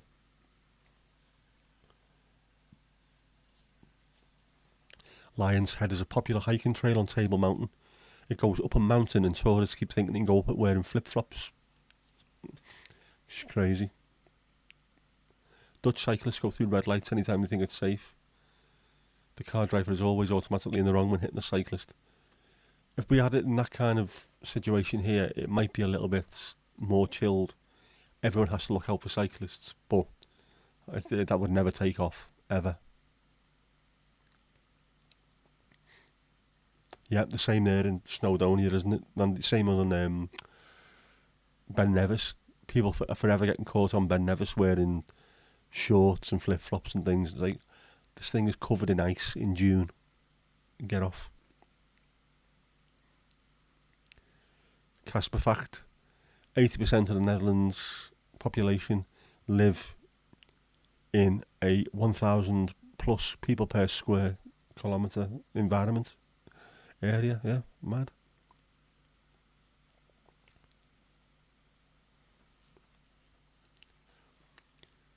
Somewhere in London there's a guy who named the corner Gandalf Corner. He stops cars from riding up the wrong way to skip traffic. Saw him on YouTube, yeah. As they should. You either all behave by the rules of the road or don't be having to go with other people.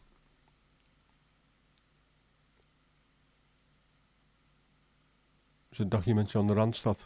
Yep. Great minds think alike. Utrecht, Den Haag, Rotterdam and Amsterdam. Green, yep. Yes, Saf, as a former cyclist, road rules to cyclists are merely road suggestions.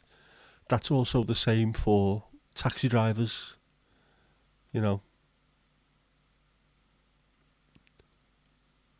So, well, as someone who drives a car, you are thinking to yourself, I need to be able to see exactly what this cyclist is going to do. If that is going to be red, I need them to know that they're going to stop. If they don't, then I need to figure out what's going to happen with the cars coming across that way. Do I need to watch out for everything else? You should be able to count on them behaving as well, and they don't. Utrecht, we almost moved to Utrecht in 1981. FC Utrecht had a Welsh manager called Barry Hughes, or Barry Hughes as they called him, who ended up, he released a song, I think it was, in Netherlands. He was there for decades, tried to sign me dad, and in the end it couldn't sort out a deal, so he signed another year's deal with FC20 and we stayed for that extra year, which I was delighted with. Didn't really want to move, but would have been nice. Make eye contact with the cyclist when you're driving. Not always possible when they're in front of you and we're on the same side. We do have cycle lanes, cycle paths, and yet a lot of the cyclists will end up going on a 60-mile-an-hour dual carriageway when there's cycle lanes on either side. They still want to be on the road. Just stupid. But I try and make sure that I give them as much room as I possibly can without threatening other people.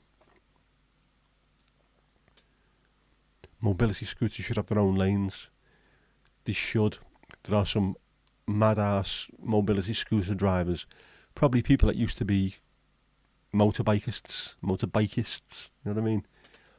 They all seem to be doing about 90 mile an hour, souped up mobility scooters doing wheelies and all kinds of shite. Here in Copenhagen, 633 people per square kilometres as the highest for comparison. You've only a slightly bigger area, but only a third of the population of the Netherlands for comparison. It's crazy how some countries are absolutely loaded with people, and others there's nothing to see for ages.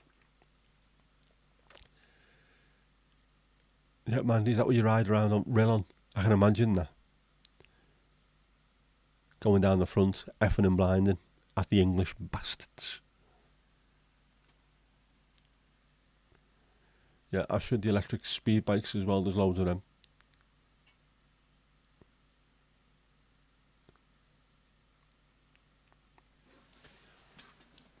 Yeah, is that how you intimidate them, Heather? Is that how you do that? Just look them in the eye and go on, try it. I will smash you everywhere. I'm trained and you're not. Biff. Do people still say that? Biff. Kapow and blammo and things like that. Or is that just Batman? No, it wasn't Batman. Was it Batman? Yeah, it was, wasn't it?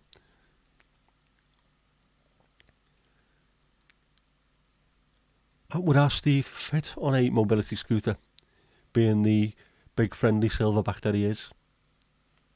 Have you been fitted out for one? Have you tried? Yeah, the Netherlands is basically one big suburb. It is at the moment, isn't it? I think as soon as you start getting a bit further away from... Well, Amsterdam and Rotterdam are going to be one city in years to come, aren't they? You go a little bit further east, you start getting a bit more sort of farm land, but not much. Well, it wasn't when I lived there anyway. All your bikes are in the garage with tyres all flat by lack of use. Oh. I haven't got a bike. I don't think I'd trust myself on a bike. I wouldn't be able to do one at the moment. Even an exercise bike, I don't think I'd be able to ride. Plus, I've got a car, so to hell with the consequences. Fuck it. Yeah, Steve is in the sticks. No room for extra lanes. You struggle to get 2 lanes. And even then, tractors everywhere. Bloody tractors everywhere. But that's the price you've got to pay, Steve, for living somewhere where it's really pretty and nice. So be thankful. People say Denmark's flat, but no, it's really flat. But the west coast, the rest is rolling hills. The city your mother works in has some gorgeous fjords. Very nice. Rolling hills, no big mountains, but rolling hills. That's what I quite like that, actually. That's the good thing about a lot of England is there's hills, lots of hills. Not necessarily tons of mountains. Hills that you can walk up without getting too tired, that look great from a distance. Some of the English countryside looks amazing. Here, the Northern Cape province is the most sparsely populated province. It contains the Klein and Groot Karoo deserts. Right. Very nice.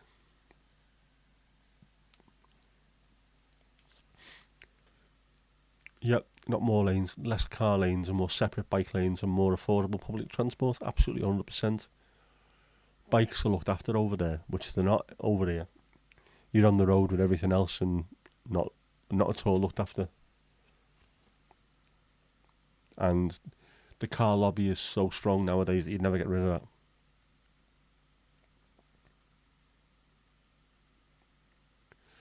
Sold your road bike when it stopped racing and it became an expensive clothes rack. At that point, that is the time to get rid. Absolutely. Yep. Absolutely right. Not just South Africa, the whole of Africa is really, really diverse in landscapes. Strange landscapes that you wouldn't expect, but just from top to bottom, it is absolutely stunning. And seeing some of South Africa on travel documentaries and things, it is absolutely beautiful. Yeah, tell Spencer his best bet for transport is a mobility scooter. It probably is at that point because the trains are shit, the buses are shit.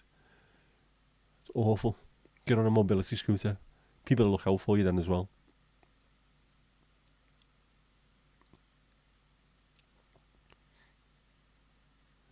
Yep. Steelers in the third largest county in England, and there's only about 400,000 people who live there. There's 1 million people live in Liverpool. Southport's got 100,000 people in it. It's just a town. It speaks volumes. Norfolk is a very, very big county. What's the biggest two? I know Yorkshire's got to be the biggest, hasn't it? Is Lancashire the second biggest?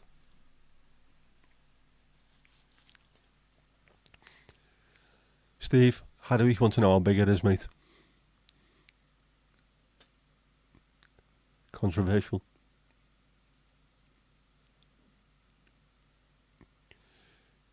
Casper, you live on the least populated places on the otherwise quite populated east coast of the peninsula. Lots of forest, beaches along the farm fields. I bet that sounds fantastic. That's something that not a lot of us have by the sound of it. Steve might have space. Just actual space. Where you're not constantly tripping over your neighbour. You know, not struggling to find somewhere to go for a walk where it's quiet. 5XL. Oh, man. In metrics. Always sounds bigger in metrics, doesn't it? Great place to grow up, yeah. I'm a 2XL, double XL. Almost. 15 stone 4 again today. Some things never change. 97.5 kilograms, which sounds more like a radio station.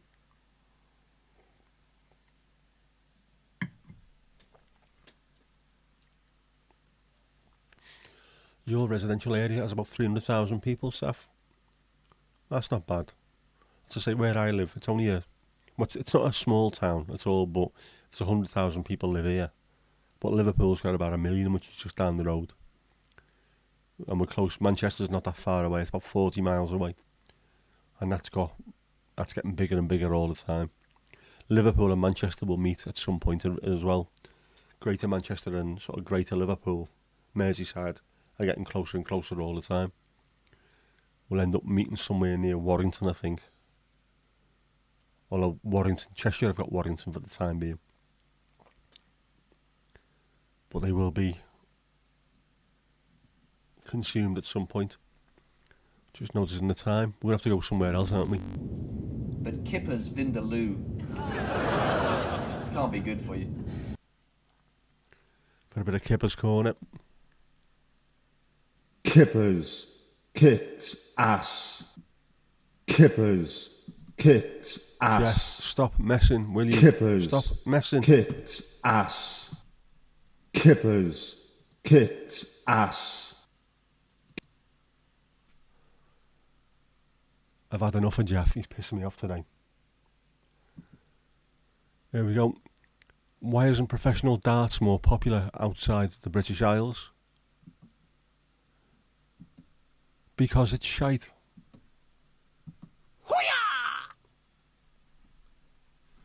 I'm not sure I agree with that, Kippers, to be honest with you.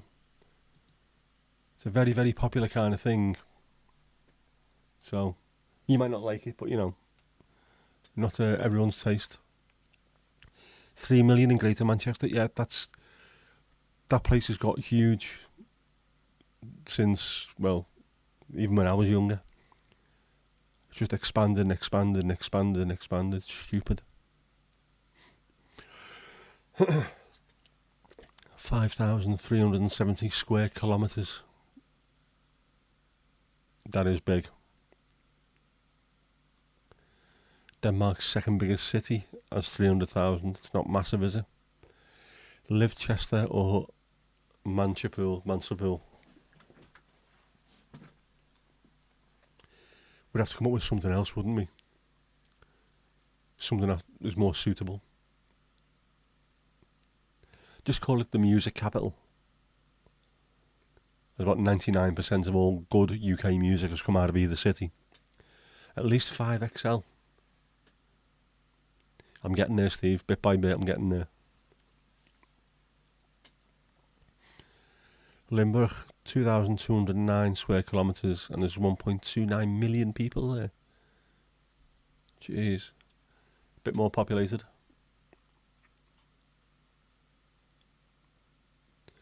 And you don't live in Utrecht or either of the Hollands. Yeah. Which, obviously, both of the Hollands, north and south, are going to be ridiculously busy. Utrecht too.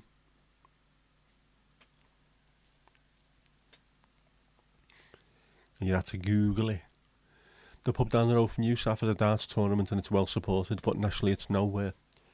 Yeah, darts just seems to be it's not a British phenomena because it's massive in the Netherlands as well, which is why there's so many good Dutch players. But the World Championship, the tournament that's on in normally January, February, just seems to be huge, absolutely astronomically huge in the UK. And even the league tournaments that they have, places like the Echo Arena in Liverpool or what's the one in Manchester now? It used to be the MEN, didn't it? Is it the O2, is it? Anywhere there's something like that, you'll have darts tournaments and they will sell out. It's stupidly popular. And to be fair, the World Championship, if you watch it on TV, doesn't sound like it should be an interesting TV sport, but it is. It really, you get into it, that exciting and interesting.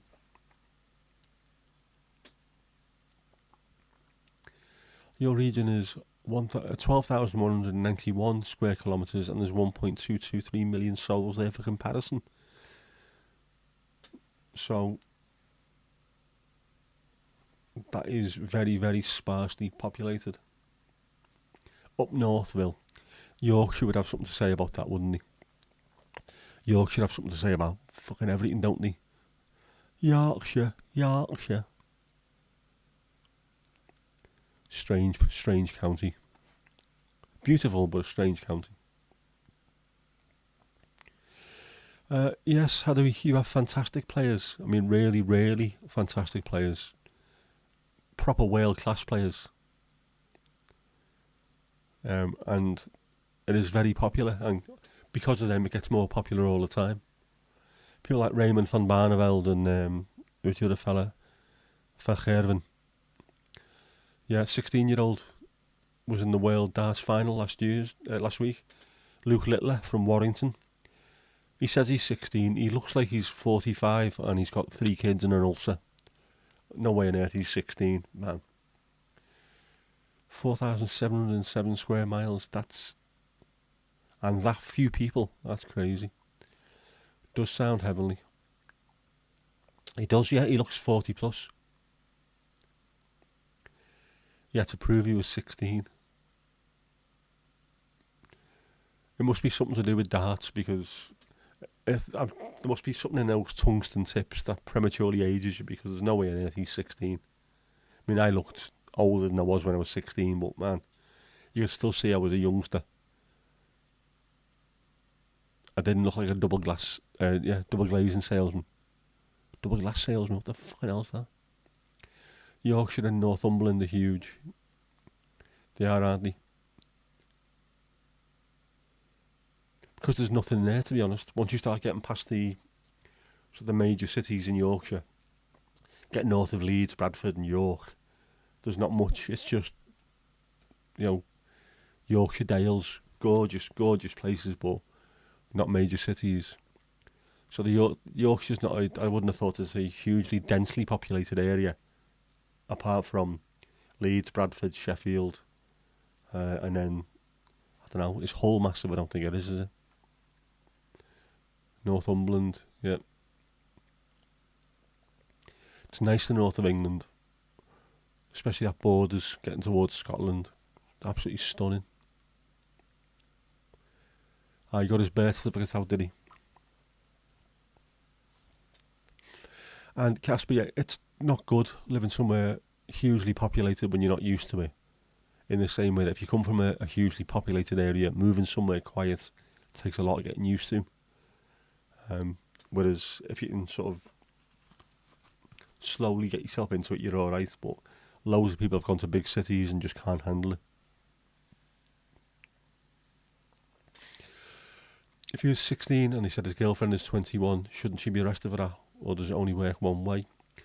16's above the age of consent, isn't it? So either way, they're alright. But you shouldn't be doing that. You've got to be careful. You've got to be bloody careful.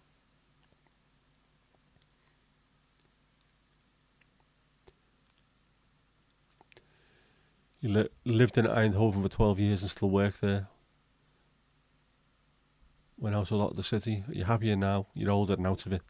It is. It's once you start getting away and realising that there's more to life than going out and going for a drink or meeting up with friends and just having a walk in nature, having space around you. I mean, I have to say I'm in Southport. There's 100,000 people here. It's not Liverpool. The city centre in Liverpool is busy. But where I am, there's still loads of people around. It's not quiet, but I can get in the car.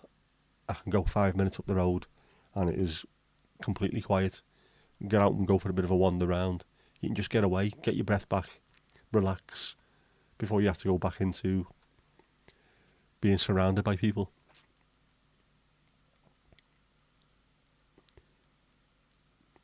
In the Northern Cape, there's a town named after the animal most commonly found in the area. Puff adder. A puff adder, alright. Thought you could be had up to the age of 18. I think 16 and above, you're alright, aren't you? But, again, if you're any kind of age, you shouldn't be looking at people below 18 anyway. Or maybe she's only with him because she realises it's a meal ticket.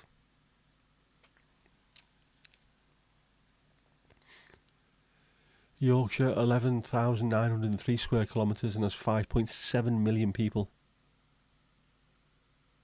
So a similar size, 1.23 million over in Denmark with the same similar size. Mad. Most of that in Yorkshire will be Leeds, Bradford, Sheffield, and then maybe things like Doncaster, Rotherham. Hull. Is Hull in Yorkshire anymore?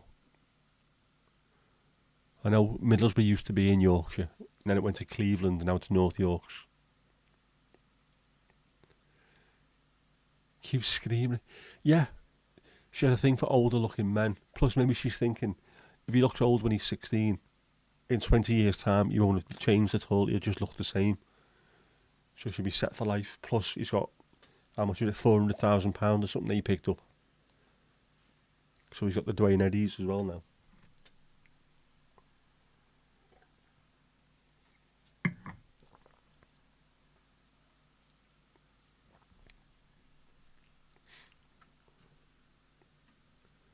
We'll have to jump on and do the other one. We've done the other two, haven't we? We'll have to do the other one before it gets too late. Horace's haikus. I hate cooking shows. The chefs are all such show-offs. White truffles my arse.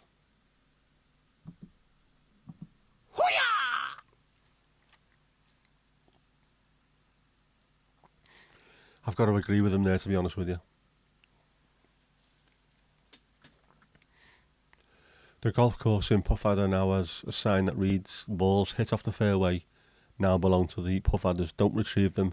Take a penalty stroke and play on. Yes, very wise. Hull is in the East Riding of Yorkshire. Yep.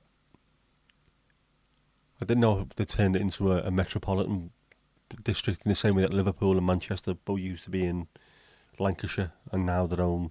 Obviously, Manchester, the best part of 3 million people, Liverpool 1 million. You can't possibly have both of those in Lancashire as well.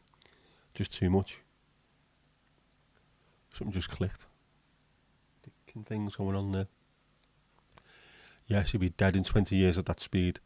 If he's aging at that kind of level, not good. He's going to look... Yeah, how old's he going to look? His 21st birthday. He's going to have a bald patch. Be eating Werther's Originals. Driving a Rover 400 fastback with driving gloves. Yay, Horace. Horace is boss, isn't he? I was at truffle his ass. If he sits down and, without due care and attention. Thermostat. I wouldn't have thought so. What it might be, I've got a little radiator, because this used to be a garage when the house was made, so it's not as well insulated as the rest of the house. I've got a little electric powered oil radiator down there, and every now and then it goes click. It might have been that, because there's cold air coming in and that's warm. It's probably what it is, isn't it? But I was just worrying in case it was something I had to worry about. But no, it should be alright. Are we all cap locks now? I said, Mama, we're all cap locks now.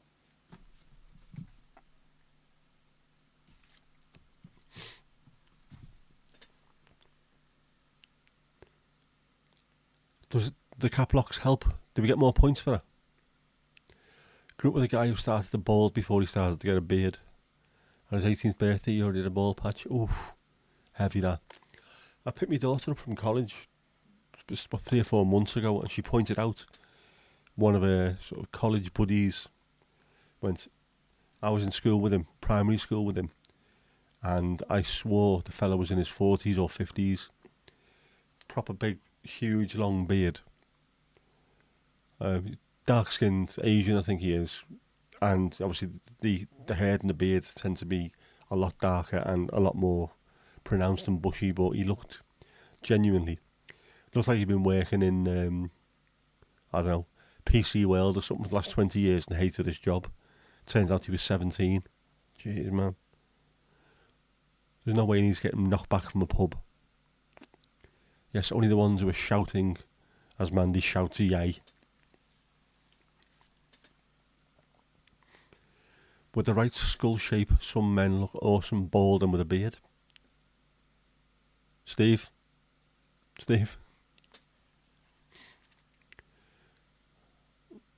Yes. It does suit some men. It's also, there's some men who really should be bald but keep on holding on to it, and you think, just shave it off. You'll feel better. Stop trying to live the lie.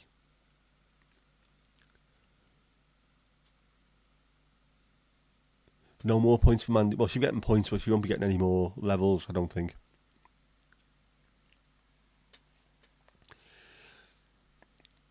You had 4 older brothers all with that crazy early balding.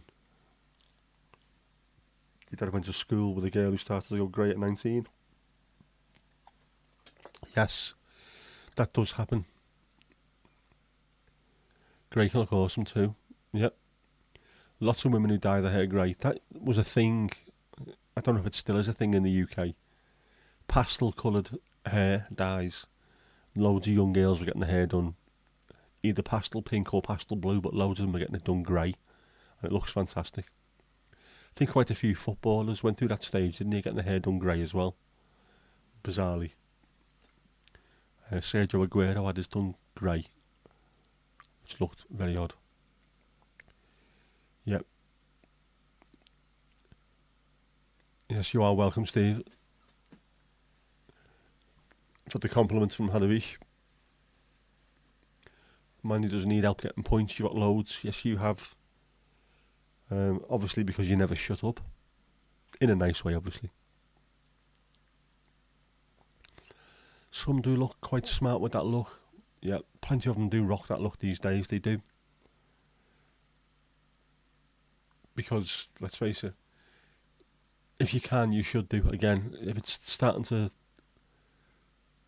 I mean, the beards, if your beard's long, some of these people spend 6 months every morning with the oil and all kinds of stuff making the beard look fantastic. So if you can do it, fair enough, but it's just too much. Too much time, man. You need to be able to get up, run outside, and embrace the day. You can't do that if you're having to oil your beard before you leave the house. Ever since you went to Lindisfarne, again, northeast, very famous Lindisfarne. Footballers now have ice white hair. They do. Loads of them just seem to... They've got that much money. What do you want to do with it? I'll go and spend it on getting my hair done differently every week. Paul Pogba was the worst for that. Literally, they play on a Monday and then they play on a Saturday. You'd have 2 completely different haircuts and colours and what have you. You've got too much money, too much time on your hands. Read a book, do something. Go and watch Star Wars. Only 1,200 years ago, alright?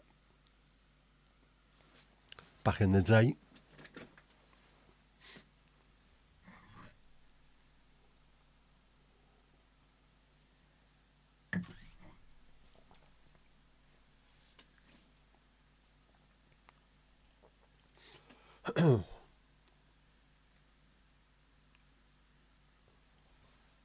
They're still corrupt, by the way.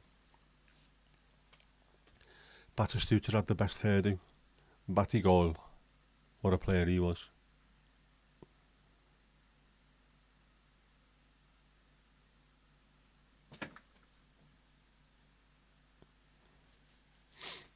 A much better hairdo than my dad.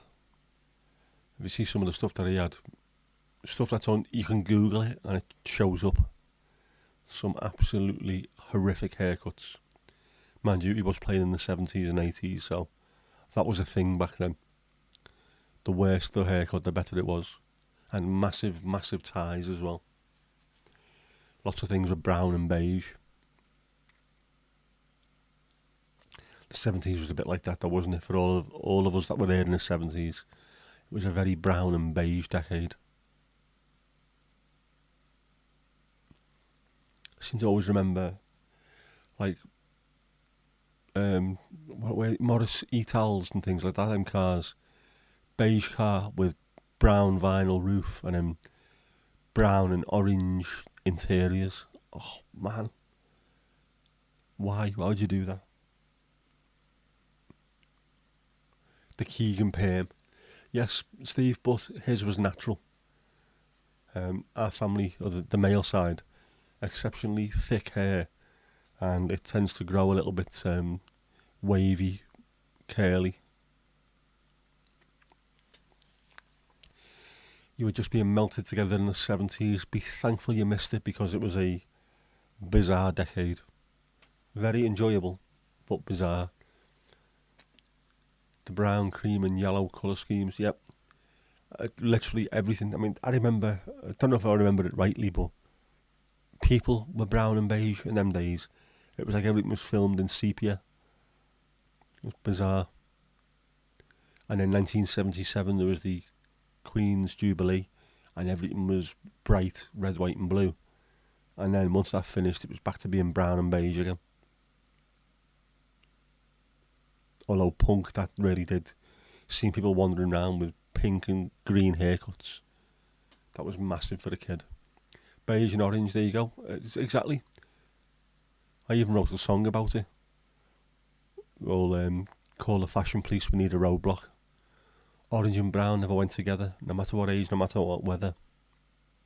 Blue cagoule with a bright red lining, look at him there with his beige boots shining. There you go, I remember that.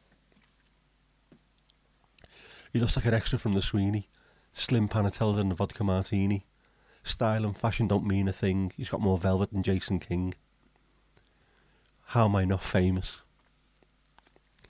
Yeah, and then they went neon in the 80s, and it did literally, it went from that orange and brown, or brown and beige, to suddenly 80s was absolute hypercolour, completely neon. And then just, it was like a switch that had been flicked, and bang, off you go. Great time to grow up the 70s, yep. Well, it didn't do me any harm, honest. I enjoyed the 70s. All the houses were still brown in the 80s, yeah. My dad did not have dice hanging from the rearview mirror. Neither did he have his name on the green strip, the sun visor. Didn't have that. He had some fantastic cars as well, though I enjoyed them. He dropped me off at school in one car and then come and pick me up afterwards in a completely different one. It's always cool when you're a kid. That day he turned up with a Talbot Sunbeam TI, bright red, white wall wheels on it and spoilers all over it. Jeez, only had it for about 6 months, but got some looks at the school in Middlesbrough. Norman Behold Junior School if you're looking for the blue plaque. Yep. Beige, orange and slime green. A heady combination. Bearded seat covers. No, bearded seat covers, weren't they more late 80s?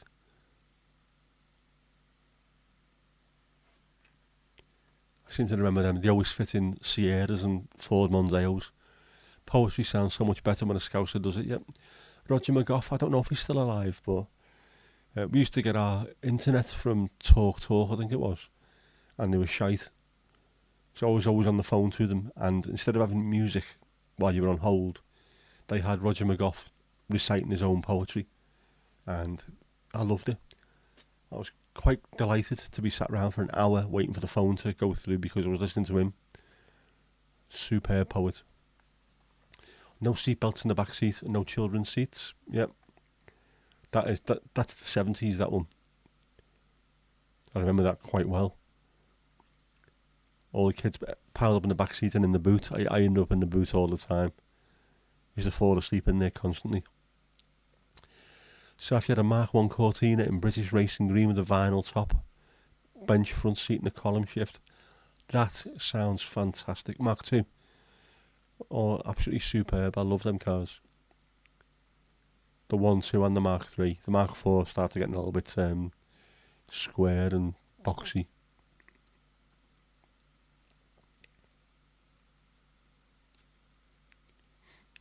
After Lizzie kicked the bucket, your Queen, that was the longest reigning monarch in Europe. Stepped down today, yet I saw that. Streets were full of people. Tons of tourists as well. Fair play to her, yeah.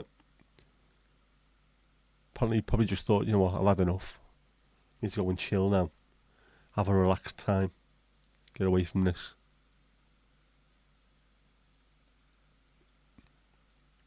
Were there any street parties, yeah?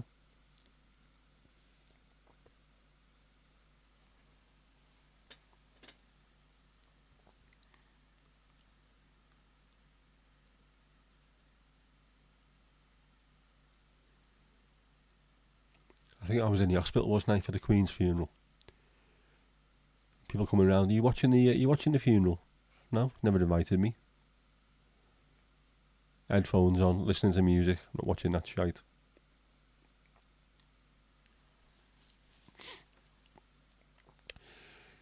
So the Prime Minister held a speech, and now the King, the new King.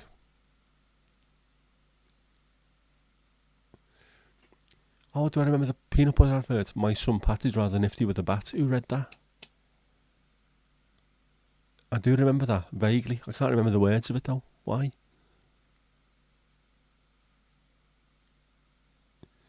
Dad also had a 2-litre Capri on the dreaded mini station wagon. The first car I ever bought was a Capri. It was a 1.6, but I'd written on the back 2.8 infection, not injection. Also had half Vainsdale Beach in it.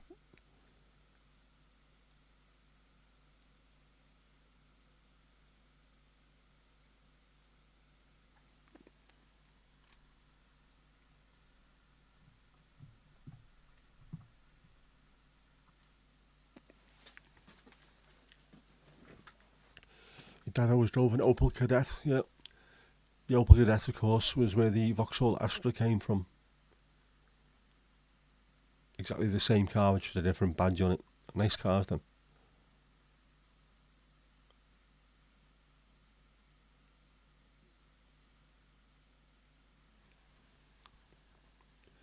Drove all the way, Jack, to Plymouth in a Viva minivan with bus seats bolted to the floor. You'd probably get arrested for it now. You would.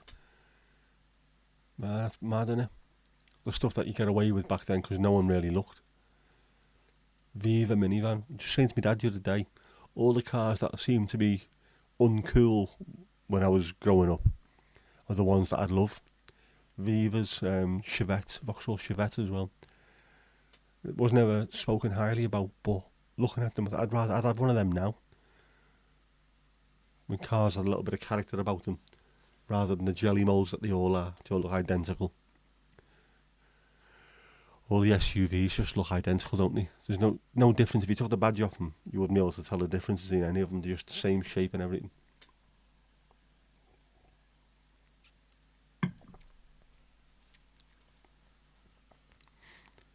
The King did weep a bit.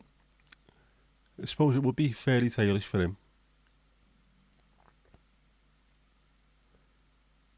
Cousin used to drive an Opel Kadett with a hole in the floor so you could see the road below. Had a week he drove to South Africa in a Fiat Panda. The front bumper fell off on a dirt road. They are fantastic cars, them now. They're very, very strong, powerful things that will keep you going. Drove through South Africa, not to South Africa. Yep. I was going to say that'll be a bit of a pain, that one. Trying to get across the Mediterranean to North Africa. Not good. Oh, right, anyway, I am starting to feel shattered. So I need to start wrapping this up because I need to go and put my feet up. Absolutely exhausted. So, thank you very much, as always. I will set another one up for Wednesday. Don't forget it's Wednesday, not Tuesday anymore. And thanks very much. Hopefully, we'll have more fun next time and I'll have a bit more energy. And of course... That's all we've got time for this evening, so it's good night from me. And it's good night from him. Good night. Good night.